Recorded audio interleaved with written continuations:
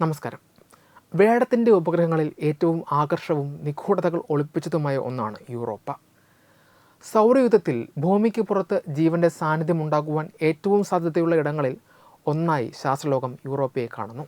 ഇതിൻ്റെ ഉപരിതലം കട്ടിയുള്ള മഞ്ഞ് പാളികളാൽ മൂടപ്പെട്ടതാണ് എങ്കിലും അതിനടിയിൽ ഭൂമിയിലെ സമുദ്രങ്ങളെക്കാൾ ഇരട്ടി ആഴമുള്ള ഒരു ബൃഹത് സമുദ്രം ഒളിഞ്ഞിരിപ്പുണ്ടെന്നാണ് ശാസ്ത്രജ്ഞരുടെ വിശ്വാസം. 2026 ജനുവരിയിൽ നാസ പുറത്തുവിട്ട പുതിയ വിവരങ്ങൾ യൂറോപ്പയെക്കുറിച്ചുള്ള നമ്മുടെ ധാരണകളെ മാറ്റിക്കുറിക്കുന്നതാണ്. 1997 ഗലീലിയോ ബഹിരാകാശ പേടകം ശേഖരിച്ച വിവരങ്ങൾ അത്യാധുനിക സാങ്കേതിക വിദ്യ ഉപയോഗിച്ച് പുനർവിശകലനം ചെയ്തപ്പോൾ യൂറോപ്പയുടെ ഉപരിതലത്തിൽ അമോണിയയുടെ സാന്നിധ്യം കണ്ടെത്തിയിരുന്നു. ഇത് ജീവൻ്റെ നിലനിൽപ്പിനെ സംബന്ധിച്ച പഠനങ്ങളിൽ വിപ്ലവകരമായ മാറ്റങ്ങൾക്കാണ് വഴി തുറക്കുന്നത്.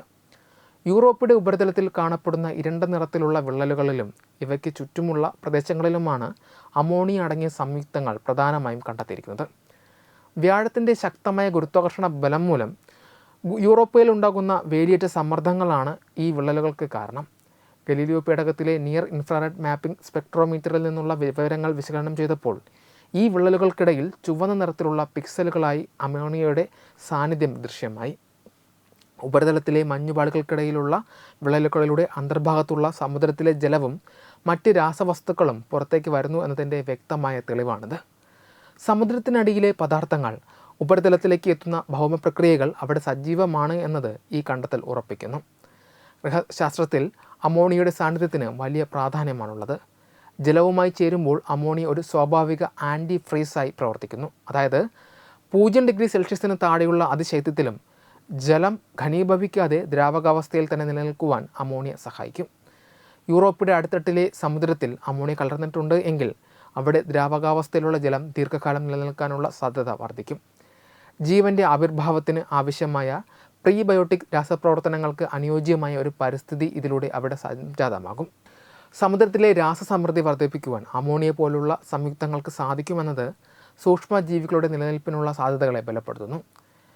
ക്രിയോ വോൾക്കനിസം അഥവാ മഞ്ഞ് അഗ്നിപർവ്വതങ്ങൾ യൂറോപ്പിൽ പ്രവർത്തിക്കുന്നു എന്ന സിദ്ധാന്തത്തിന് ഈ കണ്ടെത്തൽ വലിയ പിന്തുണ നൽകുന്നുണ്ട്. ഭൂമിയിലെ അഗ്നിപർവ്വതങ്ങൾ ഉരുകിയ ലാവ പുറന്തള്ളുമ്പോൾ യൂറോപ്പയെ പോലെയുള്ള അതിശൈത്യ ലോകങ്ങളിൽ അഗ്നിപർവ്വതങ്ങൾ പുറന്തള്ളുന്നത് അതിശൈത്യമുള്ള ജലം, അമോണിയ, മീഥേൻ എന്നിവയാണ്. ശനിയുടെ ഉപഗ്രഹമായ എൻസിലാഡസിൽ കണ്ടുവരുന്ന നീരാവി പ്രവാഹങ്ങൾക്ക് സമാനമായി യൂറോപ്പയിലും സമുദ്രത്തിനടിയിലെ മർദ്ദം കാരണം വിള്ളലുകളിലൂടെ ജലവും രാസവസ്തുക്കളും ഉപരിതലത്തിലേക്ക് ചീറ്റി ഒഴുകുകയും പിന്നീട് അവ അവിടെ ഉണങ്ങിപ്പിടിക്കുകയും ചെയ്യുന്നു. ഇത്തരത്തിൽ പുറത്തു വരുന്ന അമോണിയയാണ് ഇപ്പോൾ ശാസ്ത്രജ്ഞർ തിരിച്ചറിഞ്ഞിരിക്കുന്നത്. സൗരയൂഥത്തെക്കുറിച്ചുള്ള നമ്മുടെ കാഴ്ചപ്പാടുകളെ തന്നെ ഈ കണ്ടെത്തൽ സ്വാധീനിക്കും. ദശകങ്ങൾക്ക് മുമ്പ് ഗലീലിയോ ദൗത്യം ശേഖരിച്ച വിവരങ്ങളിൽ നിന്ന് ഇത്രയധികം പുതിയ കാര്യങ്ങൾ കണ്ടെത്തുവാൻ സാധിക്കുന്നത് ഡാറ്റ ആർക്കൈവിങ്ങിൻ്റെയും ദീർഘകാല ബഹിരാകാശ ദൗത്യങ്ങളുടെയും പ്രാധാന്യത്തെ വിളിച്ചോതുന്നു. വരാനിരിക്കുന്ന യൂറോപ്പ ക്ലിപ്പർ ദൗത്യം കൂടുതൽ ആധുനിക ഉപകരണങ്ങളുമായി ഈ ഉപഗ്രഹത്തിന് സമീപം എത്തുമ്പോൾ ഈ അമോണിയ കണ്ടെത്തലിനെക്കുറിച്ചുള്ള കൂടുതൽ വ്യക്തമായ വിവരങ്ങൾ ലഭിക്കുമെന്നാണ് ശാസ്ത്രലോകം പ്രതീക്ഷിക്കുന്നത്. ഭൂമിക്ക് പുറത്ത് ജീവനുണ്ടോ എന്ന ചോദ്യത്തിനുള്ള ഉത്തരം തേടിയുള്ള മനുഷ്യൻ്റെ യാത്രയിൽ യൂറോപ്പ ഒരു നിർണായകമായ നാഴികക്കല്ലായി തുടരുന്നു. വെബ് ഡെസ്ക് തത്തുമൈ news. Brought you by Kerala AIDS control society. HIV/AIDS സംബന്ധമായ സംശയങ്ങൾക്ക് 1097 എന്ന 24 മണിക്കൂറും പ്രവർത്തിക്കുന്ന ടോൾ ഫ്രീ നമ്പറിലേക്ക് വിളിക്കുക. വാട്സാപ്പിലും ഫേസ്ബുക്കിലും ഒക്കെ സ്റ്റാറ്റസ് അപ്ഡേറ്റ് ചെയ്യാറുണ്ടല്ലോ. HIV സ്റ്റാറ്റസോ HIV പിടിപെടാനുള്ള സാഹചര്യങ്ങളിൽ കൂടി അറിഞ്ഞോ അറിയാതെയോ കടന്നു പോയിട്ടുണ്ടാവാം. എന്ത് തന്നെയായാലും മുൻകൂട്ടി പരിശോധിച്ച് HIV സ്റ്റാറ്റസ് അറിയൂ. സൗജന്യ HIV പരിശോധനയും കൗൺസിലിങ്ങും ആരോഗ്യ കേന്ദ്രങ്ങളിൽ പ്രവർത്തിക്കുന്ന ICTC അഥവാ ജ്യോതിസ് കേന്ദ്രങ്ങളെ സമീപിക്കുക.